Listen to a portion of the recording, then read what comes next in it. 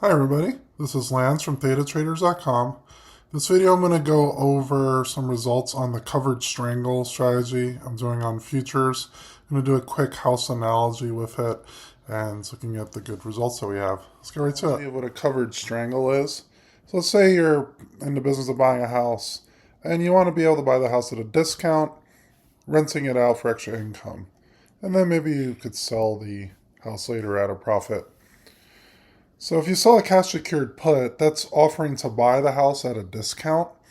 Say the house is at $200,000 and then you sell the cash secured put for $190,000. You're offering to buy it at a discount by selling it. So you find a house you like to own, but instead of paying the full price, you say, I'll agree to buy this house at a lower price if no one takes it in the next month. In return, you're going to pay me for making this offer. So you're collecting premium by doing this.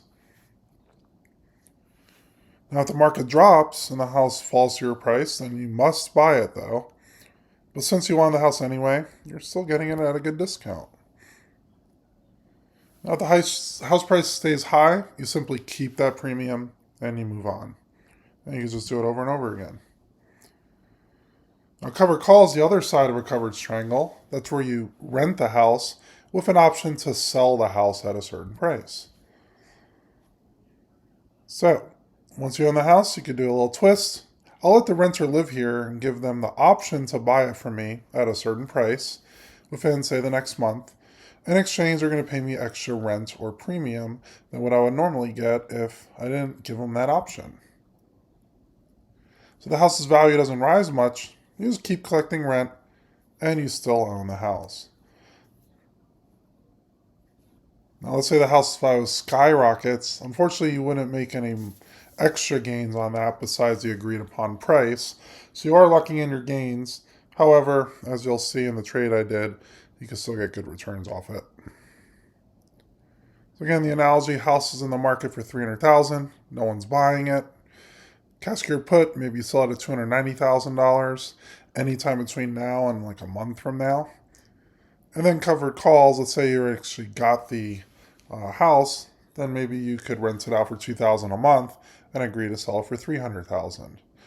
So the way this works with stocks and futures are very similar. If a stock's at a certain price and you sell a cash secured or naked put, you're agreeing to take in those shares at that price that you made your strike price with. And once you own the position, you can sell a covered call, and that's where you're going to be agreeing to sell the stock or ETF at a certain price. Covered strangles essentially both of these together. I'm going to show you on the trade that I did recently on how we did with the strategy on futures. So I did a covered strangle that was closed at the target profit. Started on April 15th. And what I did was it was a 42-day expiration. So 6:30, but I already closed it out. I sold the 5,600 put and I took in 39.25 premium. I also sold a 5,500 put for 29.25 premium. And then I like to close it a little bit early, usually around 75% profit. So I like to close at 17.25. And then all I did is waited. The market went up. Volatility went down, which lowers the option premiums. And I closed the 5,500 at 7 first. Waited on the 5,600. This was last week. And then on the 9th, I closed the 5,600 at 9. So I'm going to do a new one at lunchtime, and members have access to that new trade.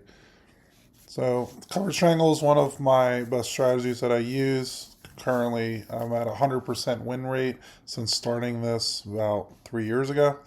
And sometimes you'll have to be a little patient where you get assigned on a contract for futures, but then I just wheel it out, sell cover calls against it, and haven't had a loss in a few years. So that's it for today. If you have any questions or comments, leave them down below, and I'll see you guys on the next one.